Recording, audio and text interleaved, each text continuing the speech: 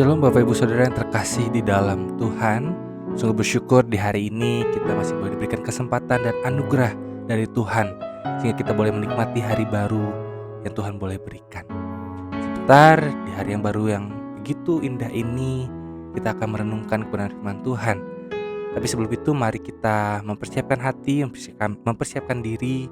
Kita berdoa terlebih dahulu sebelum kita merenungkan kebenaran firman Tuhan. Mari kita berdoa. Ya Tuhan Allah Bapa yang bertahta di dalam kerajaan surga, kami bersyukur untuk kasih setiamu yang selalu menyertai kehidupan kami. Saat ini ya Tuhan, kami mau datang kepadamu, kami mau mendengarkan kebenaran firman-Mu. Kayak Tuhan, Kau boleh menolong kami untuk boleh kami mengerti, menerima, dan menghidupi kebenaran firman Tuhan yang akan kami renungkan ini di dalam kehidupan kami hari lepas hari. Terima kasih ya Tuhan, di dalam nama Tuhan Yesus kami berdoa. Amin. Saudara, perenungan kita hari ini terambil dari Pengkhotbah 1 ayat 2-3 yang berbunyi demikian. Kesia-siaan belaka, kata pengkhotbah, kesia-siaan belaka.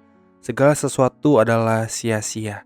Apakah gunanya manusia berusaha dengan jerih payah di bawah matahari? Demikian jauh bacaan firman Tuhan kita hari ini.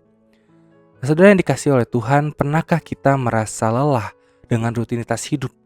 Kita bangun pagi, kita bekerja atau belajar, kita mengurus keluarga, kemudian menyelesaikan beberapa tanggung jawab, lalu mengulanginya lagi keesokan hari.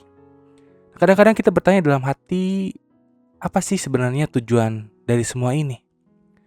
Nah, saudara, pertanyaan seperti itulah yang juga muncul di dalam kitab Pengkhotbah.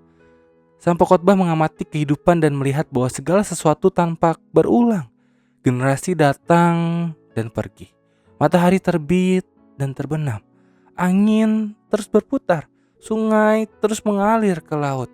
Seolah-olah hidup hanyalah sebuah siklus yang tidak pernah berakhir. Karena itulah ia berkata segala sesuatu adalah sia-sia. Namun apakah pengkhotbah sedang mengajarkan bahwa hidup ini tidak memiliki arti?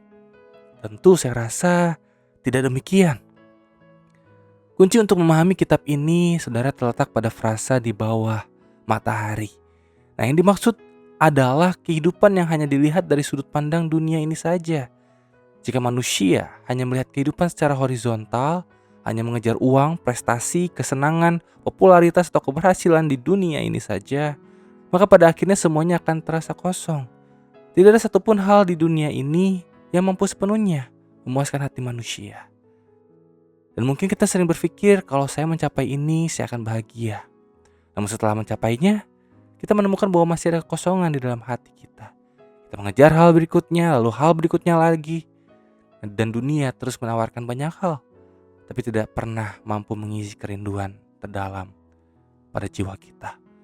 Nah, mengapa demikian, saudara? Karena kita sebenarnya diciptakan bukan hanya untuk hidup di bawah matahari. Kita diciptakan untuk mengenal Tuhan yang berada di atas matahari. Hanya ketika kita hidup bersama Tuhan, kita menemukan makna yang sejati. Hubungan dengan Tuhan memberikan tujuan hidup buat kita. Bahkan pekerjaan yang sederhana sekalipun bisa menjadi bermakna ketika dilakukan untuk kemuliaannya.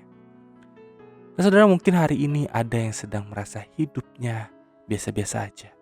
Mungkin ada yang sedang bertanya tentang masa depan, pekerjaan, keluarga, atau pelayanan. Nah, firman Tuhan hari ini mengingatkan kita bahwa makna hidup tidak ditemukan dalam apa yang kita miliki, melainkan ditemukan di dalam suatu atau seorang pribadi yang kita miliki, yaitu Tuhan sendiri. Nah, saudara, ketika kita mengenal Dia dan hidup baginya, hidup yang tadinya terasa kosong bisa menjadi penuh makna. Hidup yang tampaknya biasa bisa menjadi berharga karena dijalani bersama dengan Tuhan. Karena itu, saudara, janganlah hanya melihat hidup di bawah matahari, tapi marilah arahkan pandangan kita kepada Tuhan. Karena di dalam Dia ada tujuan, pengharapan, dan sukacita yang sejati. Amin. Mari kita berdoa. Ya Tuhan Allah Bapa yang penuh kasih, terima kasih untuk firman-Mu hari ini. Kami mengakui ya Tuhan, mungkin seringkali kami mencari makna hidup dari hal-hal duniawi yang tidak dapat pernah memuaskan hati kami. Maka dari itu tolonglah kami untuk boleh mengarahkan pandangan kami selalu kepadamu, Ajarlah kami untuk menemukan tujuan, sukacita, dan kepuasan yang sejati di dalam Engkau. Dan kiranya dalam setiap aktivitas dan tanggung jawab yang kami jalani, kami boleh melakukannya untuk kemuliaan nama-Mu. Terima kasih ya Tuhan untuk firman-Mu hari ini. Di dalam nama Tuhan Yesus kami berdoa dan mengucap syukur. Amin.